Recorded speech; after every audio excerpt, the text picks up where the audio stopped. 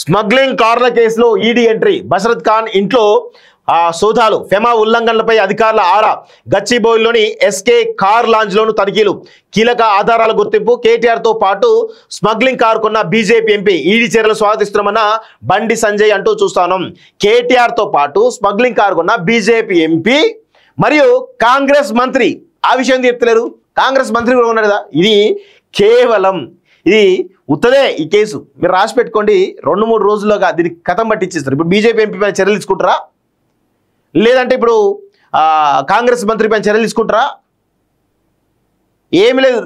కేటీఆర్ భయపెట్టాలే ప్రయత్నం చేస్తున్నారు తప్ప వేరే ఏమీ కనబడతలేదు ఇక్కడ. సో అందరు దొంగలే, దొరికితే అందరు దొంగలే, దొరకకపోతే అందరు దొరలే. ఇప్పుడు కేటీఆర్ దొరికింది కాబట్టి దొంగ అయ్యిండు. మరి బీజేపీ ఎంపీ ఉన్నాడు కదా, కాంగ్రెస్ మంత్రి ఉన్నాడు కదా, మరి వాళ్ళు దొంగలు కదా. అంటే వాళ్ళ పేర్లు బయటకు వస్తుంది కాబట్టి వాళ్ళు దొరలైపోయారు. అంటే అన్ని పార్టీలు కూడా ఇదే పరిస్థితిలో ఉంటారు అనే విషయం గుర్తుపెట్టుకోవాలి.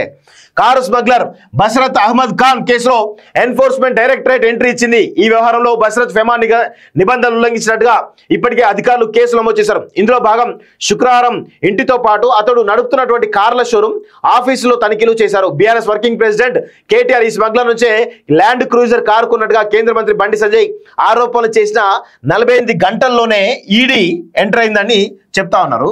సో ఇదంతా మంచిదే. అధికారులు తనిఖీలు చేపట్టడం చర్చగా మారింది. కేటీఆర్ కు కొత్త తలనొప్పి. 100% కేటీఆర్ ను ఇందులో ఇరికిస్తారు. కానీ వన్స్ కేటీఆర్ ఇరికింది అనుకోండి, 100% కాంగ్రెస్ మంత్రి ఇరుక్కుంటాడు, అదేవిధంగా బీజేపీ ఎంపీ కూడా ఇరుక్కుంటాడు. సో ఇప్పటికే ఈ formula car race, phone tapping భాగవతంలో ఆరోపణలు ఎదుర్కొంటున్నటువంటి కేటీఆర్ కు తాజా వ్యవహారం కూడా తలనొప్పిగా మారే అవకాశం ఉందని పోలీసు వర్గాలు అంటున్నాయి. ఆయనతో పాటు బషరత్ అహ్మద్ ఖాన్ స్మగుల్ చేసి తీసుకొచ్చిన కార్లను కొన్న మరికొందరు రాజకీయ నాయకులు, సెలబ్రిటీలు కూడా చిక్కుల్లో పడక తప్పదని వ్యాఖ్యానిస్తున్నాయి. సో బషరత్ గచ్చిబౌలిలో ఎస్కే కార్ లాంజ్ పేర వ్యాపారం చేస్తున్నాడు.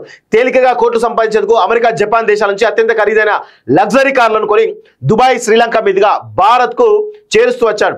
ఇక్కడకు తీసుకురావడానికి ముందు శ్రీలంకలో లెఫ్ట్ హ్యాండ్ డ్రైవ్ కార్లను రైట్ హ్యాండ్ డ్రైవ్ గా మార్చేవాడు. ఇలా స్మగుల్ చేసి తెచ్చిన కార్లను అహ్మదాబాద్ లోని తన ఫామ్ హౌస్ లో పెట్టి దేశవ్యాప్తంగా రాజకీయ నాయకులు, సెలబ్రిటీలకు విక్రయిస్తూ వచ్చాడు. ఇలా అమ్మిన ఓ కారునే కేటీఆర్ ఉపయోగిస్తున్నట్టుగా కేంద్ర మంత్రి బండి సంజయ్ ఆరోపించాడు. సో ఆల్రెడీ ఈ బషరత్ ఖాన్ సంబంధించినటువంటి అటు అహ్మదాబాద్ లో కావచ్చు, ఇటు హైదరాబాద్ లో కావచ్చు, ఆయన కారు షోరూమ్ లో కావచ్చు, ఆయన ఇంట్లో కావచ్చు, మొత్తానికైతే సోదాలు చేసినట్టుగా తెలుస్తా ఉంది. అన్ని కోణాల్లో విచారణ చేస్తున్నట్టుగా తెలుస్తా ఉంది.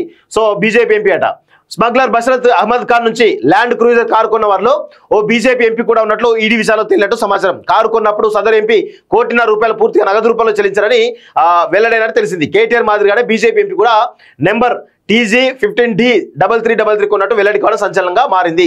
మరోవైపు ఈడీ సోదాలను కేంద్ర మంత్రి బండి సంజయ్ స్వాగతించారంటూ చూస్తాను. మరి ఇందులో కాంగ్రెస్ మంత్రి కూడా ఉన్నాడు కదా. కాంగ్రెస్ మంత్రి కూడా ఉంటే మరి కాంగ్రెస్ మంత్రి ఎందుకో మరి ఇందులో ఇరికియట్లేదు? ఇరికియాలి కదా. కాంగ్రెస్ మంత్రి ఇరికిస్తే అన్ని విషయాలు కూడా బయటపడతాయి కదా.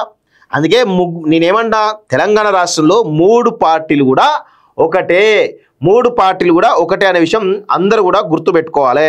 నాకు తెలిసి కేటీఆర్ ఒకటి కాదు, ఈ కార్ల ఈ ఏదైతే ఈ స్మగుల్డ్ గూడ్స్ కార్ల స్కామ్లో కాంగ్రెస్ కేటీఆర్తో పాటు కాంగ్రెస్ మంత్రి, అదేవిధంగా ఇటు మరోవైపు బీజేపీ ఎంపీ కూడా ఇరుక్కబోతున్నారు.